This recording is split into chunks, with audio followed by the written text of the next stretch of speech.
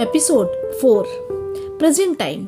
जब कृष ने सोनल से पूछा तुम इतनी रात को यहाँ क्या कर रही हो, तो सोनल का चेहरा एकदम से उदास हो गया। उसे अक्षय की याद आने लगी और आज जो कुछ भी हुआ उसे याद करते हुए उसे फिर से गुस्सा आने लगा और उसने कठोरता से कृष से कहा, तुम्हें इससे क्या, और तुमने जो अभी किया है उसके लिए मैंने नहीं कहा था। कृष उसे हैरानी से देखने लगा और अपने मुंह पर हाथ रखते हुए कहा, तुमने ड्रिंक की है? सोनल ने चिल्लाते हुए कहा, हाँ मैंने ड्रिंक किया है। तो क्या कोई गुनाह किया है? कृष की आंखें बड़ी बड़ी हो गई। उसने सुना तो था लड़कियां भी ड्रिंक करती है, लेकिन आज उसने किसी लड़की को पहली बार लाइव देखा था ड्रिंक किए हुए। कृष ने थोड़ा सॉफ्टली पूछा, सुनो तुम्हारा एड्रेस बता दो, मैं तुम्हें घर तक छोड़ आता हूँ। सोनल ने ये सुना तो भड़कते हुए कहा, अकेली लड़की देखा कि नहीं चले आए चांस मारने, और तुम जैसे फटीचर के साथ मैं जाऊंगी, हालत देखी है तुमने अपना। और वो लड़खड़ाती कदमों से इधर उधर जाने लगी। तभी कृष ने रिस्पेक्टफुली कहा, सुनिए मैडम, आपकी हालत अभी ठीक नहीं है, इसलिए मैंने कहा आपको घर छोड़ देता हूँ। आप मुझे आपका एड्रेस बता दीजिए। सोनल को कहा कृष की बातें सुनाई दे रही थी, वो तो बस गाना गुनगुनाते हुए आगे बढ़ने लगी। कृष स्वभाव से बहुत शांत किस्म का था और वो लड़कियों की काफी इज्जत करता था, लेकिन अभी उसे सोनल की चिंता होने लगी। जो लड़की का उसे नाम भी नहीं पता, उसके लिए पता नहीं क्यों उसके दिल में बेचैनी होने लगी। पता नहीं क्यों वो चाहकर भी उसे छोड़कर जा नहीं पा रहा था। कृष ने कुछ सोचा और सोनल को आवाज देते हुए उसके पीछे चला गया। ओह हेलो मिस, रुको, कहाँ जा रही हो? वो तेजी से सोनल के पास आ गया और उसने उसका हाथ पकड़ लिया। सोनल के कदम वहीं रुक गए और उसने पीछे मुड़ के कृष को देखा तो उसके आंखों में अजीब सी चमक आ गई। सोनल ने कहा, ओ अक्षय, तुम आ गए। अक्षय, तुमने मुझे कितना इंतजार करवाया। सोनल नशे में होने के कारण उसे कृष में अक्षय दिखाई दे रहा था।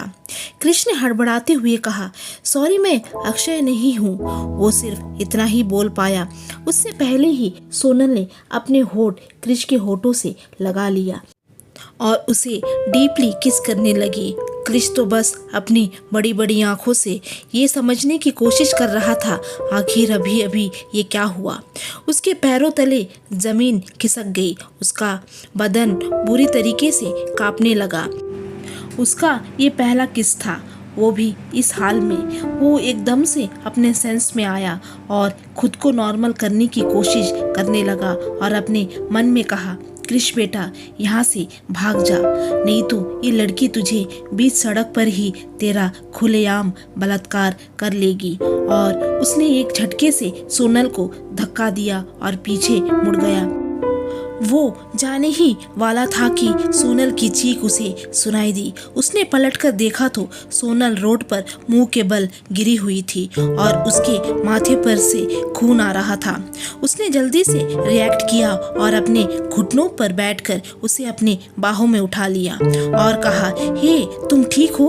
हे सुनो, आंखें खोलो, तुम ठीक हो? सोनल कुछ बड़बड़ा रही थी। कृष को समझ नहीं आया। उसने अपने पॉकेट से रुमाल निकाला और उसके माथे पर बांध दिया। ये सब करते करते कृष की नजर उसके होठों पर गई। उसे देखते हुए उसका गला सूखने लगा और उसकी धड़कनें तेज हो गई। उसे कुछ देर पहले सोनल जो पैशनेट किस किया था उसे याद करते हुए वो मुस्कुराने लगा। तभी सोनल ने बेहोशी में अक्षय का नाम लिया। कृष अपने ख्यालों से बाहर आया और सोनल को देखने लगा जो अक्षय का नाम बोले जा रही थी। कृष ने कहा, ये मैं क्या सोच रहा हूँ, ये लड़की किसी और से प्यार करती है और आज जो भी हुआ वो सिर्फ एक गलतफहमी थी और कुछ नहीं। सोनल की हालत देख कृष को इतना तो समझ आ गया था, शायद ये अपने बॉयफ्रेंड के साथ लड़ाई करके आई है। उसने कहा, हे भगवान, मैं अब इस लड़की का क्या करूं? आपने मुझे कहाँ फंसा दिया है, ना इसे मैं यहाँ छोड़ के जा सकता हूँ और ना ही घर।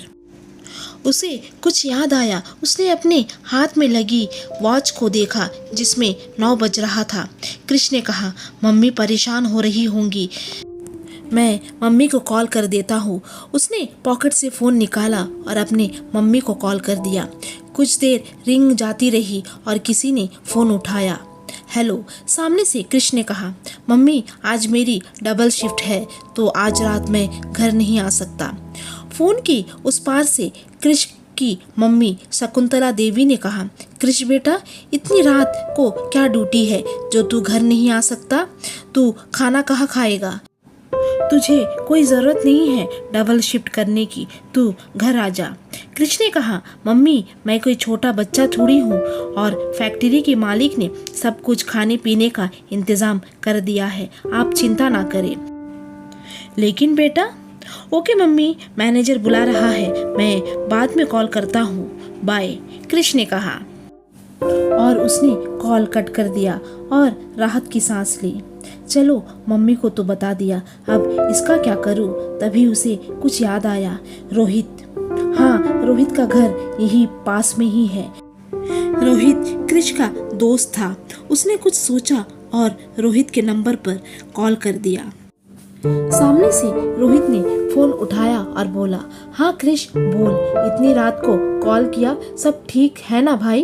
कृष ने कहा, मैं ठीक हूँ। कृष ने हिचकिचाते हुए कहा, यार मुझे आज रात के लिए तेरे घर पर रुकने दे सकता है? रोहित ने कहा, यार घर पर सब ठीक है ना? क्या बाबा से तुमने फिर से लड़ाई की?